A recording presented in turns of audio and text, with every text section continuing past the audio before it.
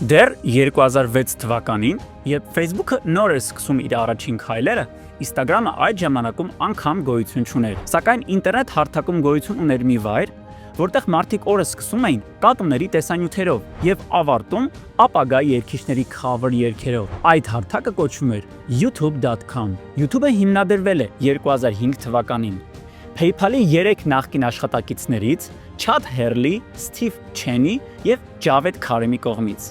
Նրանք պարզապես ցանկանում էին ստեղծել մի հարթակ, որտեղ օգտատերերը կկարողանային հեշտությամբ տեղադրել տեսանյութեր եւ կիսվել իրենց ընկերների հետ։ Սկզբում ոչ ոք չէր հավատում, որ այն կաշխատի, բայց արդեն 2006-ին YouTube-ը ուներ միլիոնավոր օգտատերեր եւ օրական 100 միլիոնավոր դիտումներ։ Հենց այդ պահին էլ խաղի մեջ է մտնում Google-ը։ Որոնման հսկան, որը սեփական տեսանյութերի հարթակն էր փորձում ստեղծել Google Video անունով, շատ արագ հասկացավ, որ հաղթող հարթակը արդեն ստեղծվել է։ Google-ը գիտակցեց, որ նորը կառուցելու փոխարեն պարզապես պետք է ձեռք բերել արդեն գոյություն ունեցողը։ Սկզբում YouTube-ի հիմնադիրները չէին ցանկանում վաճառել իրենց ստեղծած հարթակը։ Նրանք փնտրում էին մոնետիզացիայի այլ ուղիներ, որոնք թույլ կտային մնալ անկախ եւ վաստակել գումար։ Այդ ընթացքում նրանց դիմել էին տարբեր տեխնոլոգիական հսկաներ՝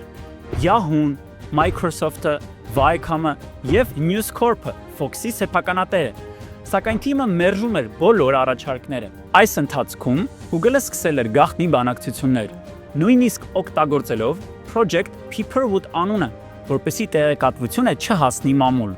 Սակայն այստեղ կար մի կարևոր հանգամանք։ YouTube-ի ֆինանսական կարգավիճակն այդ ժամանակ բավականին անորոշ էր, իսկ հեղինակային իրավունքների խախտումները օրեցօր ավելանում էին։ Դատական հարցերի ծավալը լրջագույն ռիսկեր էր ոչ միայն YouTube-ի,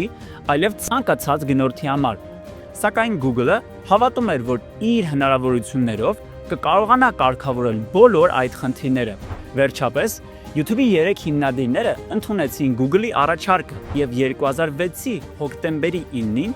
գործարքը պաշտոնապես կայացավ։ Google-ը հայտարարեց, որ ձեռք է բերել YouTube-ը 1.65 միլիարդ դոլարով։ Այս գործարքն իր ժամանակի համար համարվում էր խենթ քայլ։ Google-ը գնում էր մի հարթակ, որը դեռևս եկամուտ չէր բերում, բայց ուներ անհավանական մեծ պոտենցիալ։